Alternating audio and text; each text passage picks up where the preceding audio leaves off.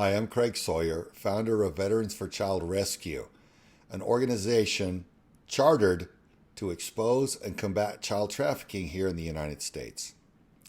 I founded Veterans for Child Rescue out of a broken heart for the children and a disgust for the harm being done to them, and a strong urge to combat this any way I can. And so no longer do I deploy all the way around the world, 60 countries I've been to now. I fight now, here, in our country, for our children and other children brought here for the specific purpose of being harmed in unspeakable ways through some very dark and despicable souls who are into doing this thing.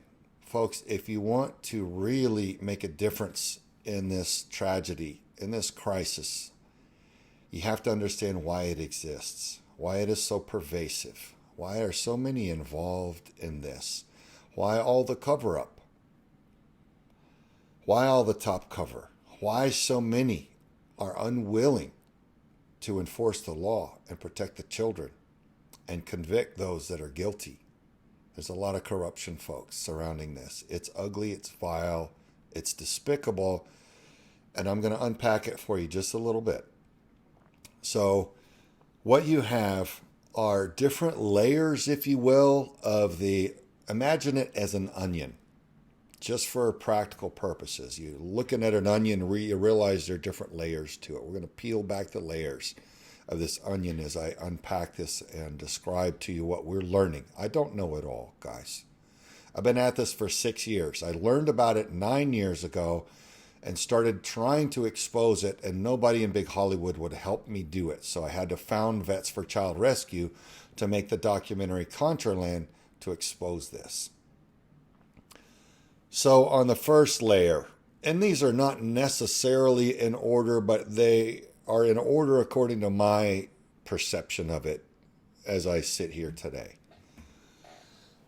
The first layer are the low-level pedophiles, those who are mentally ill or morally sick, and they are inclined to have sex with children in whatever way. Okay, so they're the molesters and the child rapists. They do it because they're not well. And you have every manner of distortion and perversion under that banner. Then you have the financial crime. Okay, and that is mothers and fathers selling their own children for money or for anything else of value, depending on their situation. You have children now selling themselves. You have MS-13 gangbangers and Crips and Bloods selling children, whereas they used to sell narcotics. You have Mexican drug cartels doing it. You have government agencies moving children and government contracts, busing and flying children, undocumented immigrants who are not with their biological parents, brought in and brought to sponsors, not to their biological parents, but sponsors who are, in most cases, child rapists or child murderers or those who are conducting organ harvesting. So that's all the financial aspect. There's a lot to unpack there. We'll move on. And so the next layer is political leverage. That's where you get into intel collecting from different intelligence agencies around the world. And that's what you ultimately had with entities like Jeffrey Epstein and Ghislaine Maxwell. What they were running was an intelligence gathering operation. That's why it's so protected and we can't get to the bottom of it, and the news media won't really uncover what was really behind it, and they seem to either not get prosecuted or they end up dead. And we the citizens are never going to be told the truth, because this is how the big league players gain leverage and control. A big league, I mean just the weak-charactered men at the top of the financial and political and global banking structure who are able to manipulate others and get what they're after. They're weak and pathetic men but they will abuse any authority or privilege that we, the citizens, allow them. And so that's what we're seeing. They're running these intelligence gathering operations where they target individuals in political seats of power that they want to control, or the heads of corporations, or the heads of different institutions. They will target them, invite them to a private location. Now, there are mansions, there are estates, there are islands, there are resorts that they do this in. And they like to send them by private jet because it feels so fancy and important. And it feels like they're being removed from society where they will not be seen or held to account for their behavior. And at these parties, at these resorts, at these gatherings, there's every manner of debauchery and sickening behavior that those who are morally lost indulge in. And it's made very clear you can have whatever you want at this getaway. See eyes wide shut for a glimpse of what some of these gatherings look like. There's different styles at different levels. But there, these people the whole house is wired with covert cameras, or the entire resort has cameras everywhere, wherever someone may end up compromising themselves, doing drugs, having sex with hookers, especially having sex now with children. It's all recorded. So whenever the person leaves there, he no longer serves his constituents as an elected representative. He serves whoever holds that video over him. Do you understand? It's blackmail. It's political, corporate blackmail in different ways, but it's all the same principle. They call it in the intelligence community brownstoning operations, where you target an individual and then you whisk them away to a place where they feel like they're safe. You have them covertly caught on camera doing something that will compromise them, and by which they can later, and from then on, be controlled. All right, brownstoning operations. So you have all of that. Then, when you peel into the darkest, most despicable, heinous layer of this onion, you get to the spiritual motive. And folks, that's what's driving so much of the rest of this. And I don't care anymore. If you're not spiritually educated or experienced, it may sound foreign to you and unrealistic, because if you don't understand quantum physics at all, and you don't understand the spiritual realm and understand that we are eternal beings in temporary physical bodies, then none of this will ever make any sense to you. You'll always be lost. You'll always be surprised by what comes on the news every day and totally caught off balance. But if you do study the spiritual realm, if you study the Bible, and you listen to what our investigations are revealing, you'll understand, okay, here's what's happening. This is a struggle between the forces of good and evil. This is the clash between good and evil. Literally, it's a spiritual war being conducted. And on the dark side, Satan means to be doing up yours to the Creator. And that is why the harm to children. And regardless of your political beliefs or your beliefs on the difference between healthcare and murder and how the language gets distorted and twisted politically, and this is done by committee and think tanks that know the psychology behind changing the words and the message delivery so that you'll accept murder and call it healthcare or any of the other tactics of deceit. Here's the deal. There's a campaign of murdering, traumatizing, raping, and defiling children that has now reached an industrial scale. That is the truth. Many, many, many people now who have researched and studied and have personal experience know it. We know it. I'm sharing a bit with you so that you can understand. I want to share just a quick anecdote from a list of survivors that we have been interviewing who have been harmed in a cult group. There are cult groups that harm children and rape children for their own temporary and misguided and ultimately futile and fatal motives, because by doing this, these people who harm the children, they will go to hell eternally. So it is, I say it's fatal for that reason. If you follow my logic, they're dooming their souls to hell by harming the purest and most precious and most innocent, which are the children.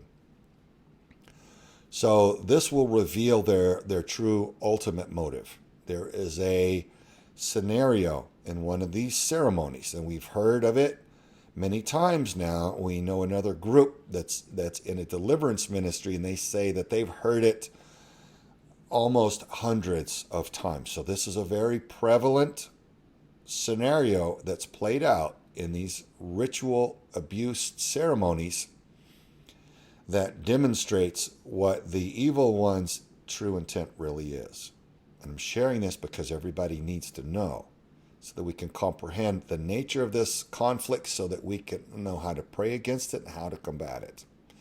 In this scenario, and I'm going to clean this up like 99.9%. I'm not going to get into the vulgar, bloody, vile, stomach-turning evil that's done to these children in these ceremonies, but I'm going to say it like this, very cleanly.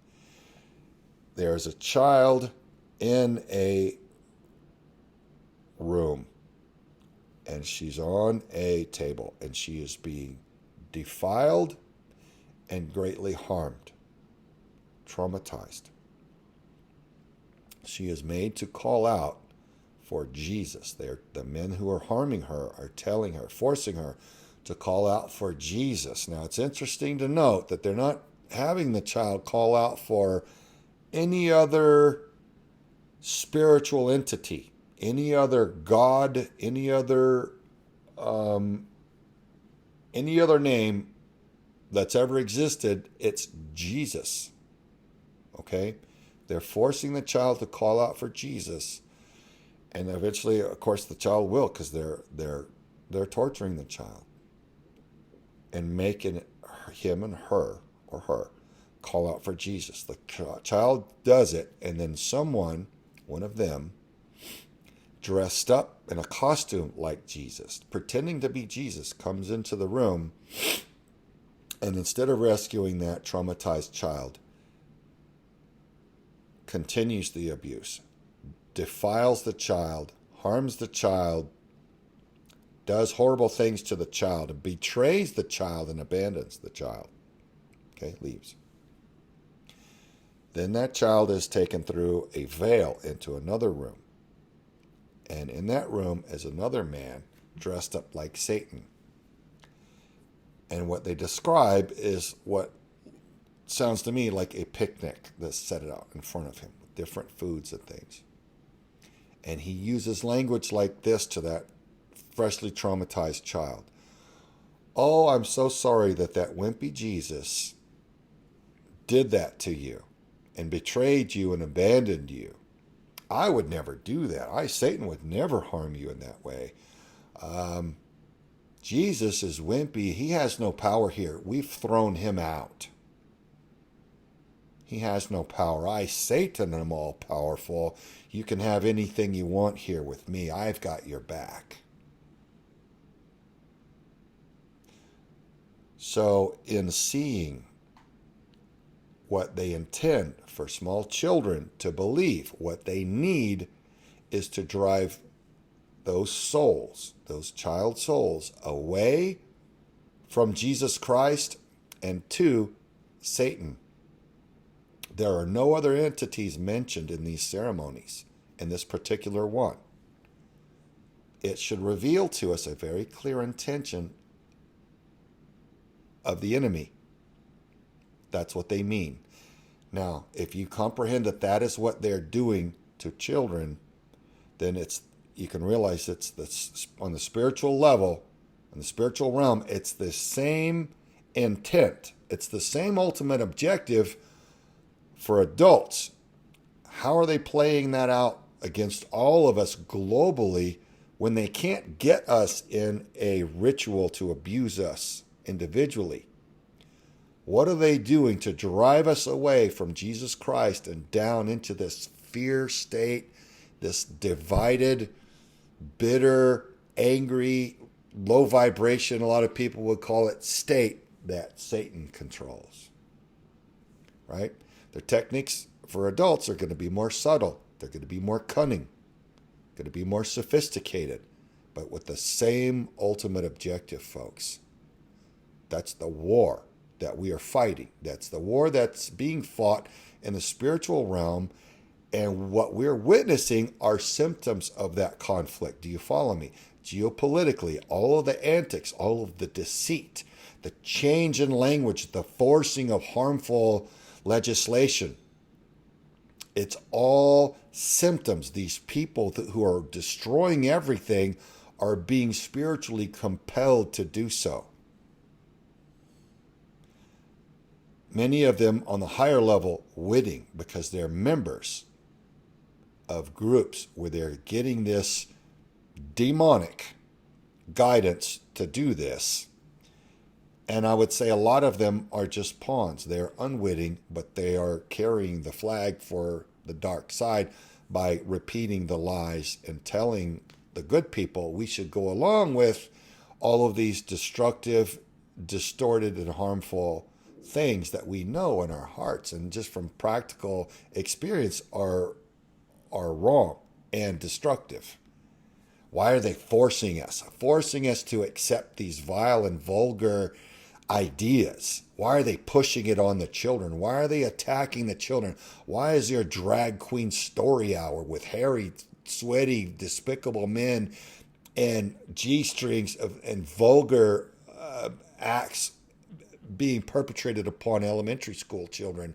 And why are we told that that has to happen and that we have to be tolerant of it? Why are corrupt government officials cowering behind razor wire and cowering behind a lot of physical protection, calling mothers, concerned school mothers at school board meetings, domestic terrorists for asking hard questions as to why her children are being subjected to vulgar and vile perversions that if she showed on social media as an adult, she would be thrown off of that social media platform, even though that social media platform is on board with all the harm. So many things are being done, folks. What's in the foods, the toxins in the foods, and the dumbing down of the education. Our children are being made war upon. Where is it all coming from? We know better. It's coming from that clash, folks. It is spiritual. Its origin is spiritual. That's what you need to understand. That's what you need to organize over and resist against through legislation, primarily prayer. We need prayer groups. We need prayer groups to pray against this veil of secrecy, this cloaking of this harm, of this war against children. We're told, oh, there's nothing to be seen here. Just go along. It's tolerance. It's allowing this child to get a mutilating operation because that's what the child really wants and needs. It's acceptance. It's good. And then the child grows up a few years and goes, oh my God, this was a horrible mistake. Now I'm mutilated. I'm so confused and so deeply harmed. That's what's going on, folks. I'm going to put a wrap on it right there. I think that's enough. If you understand that, you understand what's going on globally, and you know how to organize and stand against it. Okay? Thank you. God bless.